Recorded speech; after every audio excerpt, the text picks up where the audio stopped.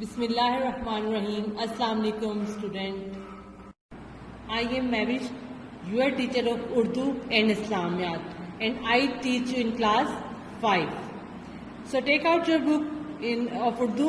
Today our unit number is 2nd and our chapter name is Pyara Pakistan Hamara and our page number is 35.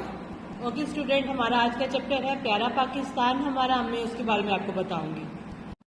G student, اس میں آج میں آپ کو بتاؤں گی پاکستان کے بارے میں. 14 اگست 1947 کی رات کو دنیا کے نقشے پر ابھرنے والا پاکستان مسلمانان ہند کے برسوں کے خواب کی تعبیر تھا.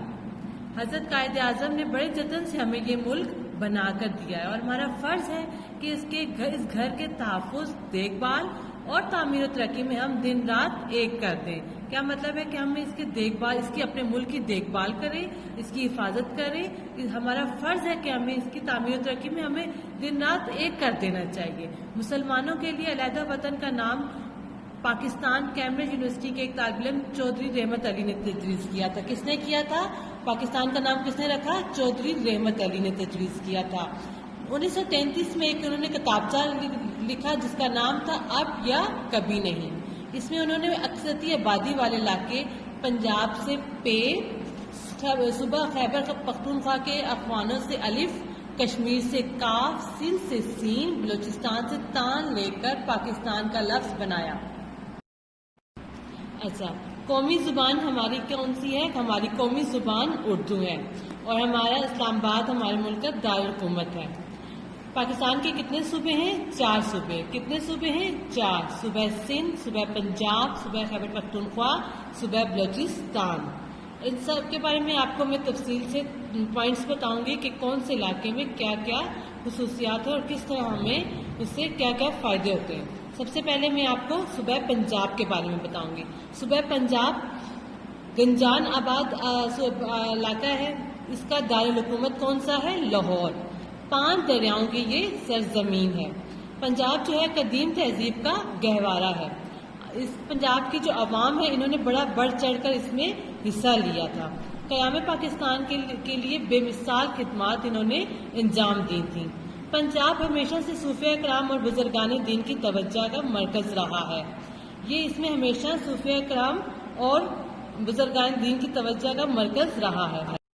میں ان صوفیہ کرام کے نام بتاتی ہوں آپ کو جنہوں نے اس چیز پہ حصہ لیا. سب سے پہلے حضرت میاں بخش تھے, اس کے بعد حضرت بہاؤالدین ذکریہ تھے. انہوں نے یہاں پہ پنجاب کے علاقے میں اسلام کی دین کی روشنی کو پھیلایا.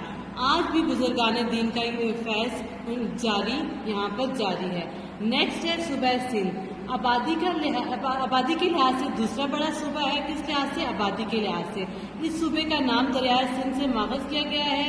یہاں کی تہذیب 3000 سال پرانی ہے. کتنی ہزار سال پرانی؟ یہاں کی تہذیب 3000 سال پرانی ہے. اور نیکسٹ ہے 712 میں یہاں پر محمد بن قاسم نے اسلام کی روشنی پھیلائی.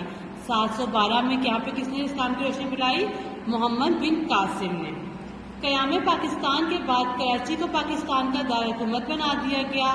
1 یونٹ بنا تو اسلام آباد پاکستان کا دارالخلافہ بنا اور سندھ کا دارالحکومت حیدرآباد قرار دیا. جب 1 یونٹ ختم کیا گیا تو کراچی دوبارہ سندھ کا دارالحکومت بن گیا. آزادی کے بعد اس صوبے نے غیر معمولی سی ترقی کی. نیکسٹ ہے صوبہ خیبر پختونخوا. صوبہ سرحد کو 1901 میں ہندوستان ویسے لارڈ کرزن نے پنجاب کے پٹھان اضلاع پر مشتمل ایک الگ صوبہ بنایا. کیا بنایا؟ ایک الگ صوبہ بنایا. اور کب بنایا؟ 1901 میں. اس کے بعد سن 2010 میں اس کا نام خیبر پختونخوا رکھ دیا گیا. پہلے اس کا نام کیا تھا؟ صوبہ سرحد تھا. دوبارہ جب اس کا سن 2010 میں اس کا نام کیا رکھ دیا گیا؟ صوبہ خیبر پختونخوا. یہ صوبہ انسانی تہذیب کا قدیم ترین گہوارہ رہا ہے. کس کا؟ انسانی تہذیب کا قدیم ترین گہوارہ رہا ہے. یہ بدھ مت کا سب سے بڑا مرکز رہا ہے. پشاور اس صوبے کا دارالحکومت ہے جو ایک تاریخی شہر ہے. اس میں نے آپ لوگوں کو کیا بتایا تھا؟ صوبہ سرحد 1901 میں وائسرائے لارڈ کرزن نے پنجاب کے پٹھان اضلاع پر مشتمل ایک الگ صوبہ بنایا. سن 2010 میں اس کا نام خیبر پختونخوا رکھ دیا گیا. یہ صوبہ انتہائی تہذیب کا گہوارہ رہا ہے. سب سے پہلے میں نے آپ کو کس کا بتایا تھا؟ صوبہ پنجاب کا، اس کے بعد صوبہ سندھ کا بتایا، اس کے بعد صوبہ خیبر پختونخوا بتایا. اب میں آپ کو صوبہ بلوچستان کے بارے میں بتانا چاہ رہی ہوں کہ یہاں پہ کیا ہے. رقبے کے لحاظ سے یہ سب سے بڑا صوبہ ہے. کس کے لحاظ سے؟ رقبے کے لحاظ سے یہ سب سے بڑا صوبہ ہے. آبادی کے لحاظ سے یہ سب سے چھوٹا صوبہ ہے. اس میں آپ کو کنفرم بتا رہی ہوں کہ رقبے کے لحاظ سے بڑا صوبہ ہے اور آبادی کے لحاظ سے یہ چھوٹا صوبہ ہے. اس کا دارالحکومت کون سا ہے؟ کوئٹہ.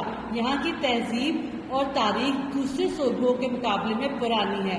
معدنی ذخائر کے لحاظ سے سب سے قیمتی علاقہ ہے. 1952 میں سوئی گیس یہاں دریافت ہوئی تھی. نیکسٹ ہے اور سب سے لاسٹ والا ہے کشمیر.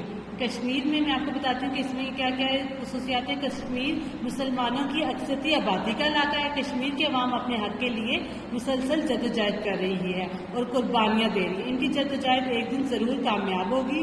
کشمیر پاکستان کا حصہ بن کر رہے گا. اس میں کشمیر مسلمانوں کی اکثریتی آبادی کا علاقہ ہے. کشمیر کے عوام اپنے حق کے لیے یہاں پہ مسلسل جدوجہد کر رہی ہے اور قربانیاں دے رہی ہے.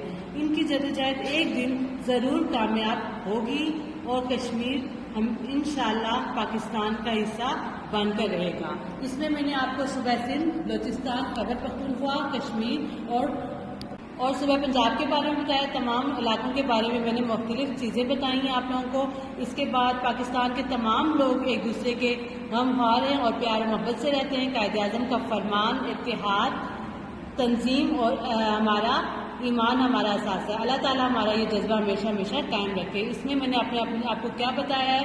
پاکستان کے بارے میں بتایا ہے کہ یہ کب سے آزاد ہوا. اس کے علاوہ ادھر کے علاقوں کے بارے میں بتایا ہے کہ اس میں کیا کیا چیزیں بتائی گئی ہیں. اچھا اسٹوڈینٹس، آپ پیارا پاکستان ہمارے چیپٹر کے میں آپ لوگوں کو مشکل الفاظ بتاؤں گی. آپ اپنی بک اوپن کریں، اس میں آپ جو مشکل الفاظ ہیں ان کے معنی انڈر لائن کرتے جائیں. سب سے پہلا لفظ ہے آثار قدیمہ، پرانی اور تاریخی عمارتیں. سب سے پہلا لفظ کیا ہے؟ آثار قدیمہ، پرانی اور تاریخی عمارتیں. دوسرا لفظ ہے رشت و ہدایت، راستہ دکھانا. دوسرا لفظ رشت و ہدایت، راستہ دکھانا. تہذیب، رسم و رواج. تہذیب اس کا مطلب ہے رسم و رواج. سرفروش جس کا معنی ہے جان قربان کرنے والا. سرفروش جان قربان کرنے والا. نیکسٹ لفظ ہے خلیفہ، اسلامی حکومت کا حاکم. نیکسٹ لفظ ہے خلیفہ، اسلامی حکومت کا حاکم. جی اسٹوڈینٹس، آج کے قواعد میں آپ لوگوں کو اس میں اشارہ کے بارے میں بتاؤں گی. آج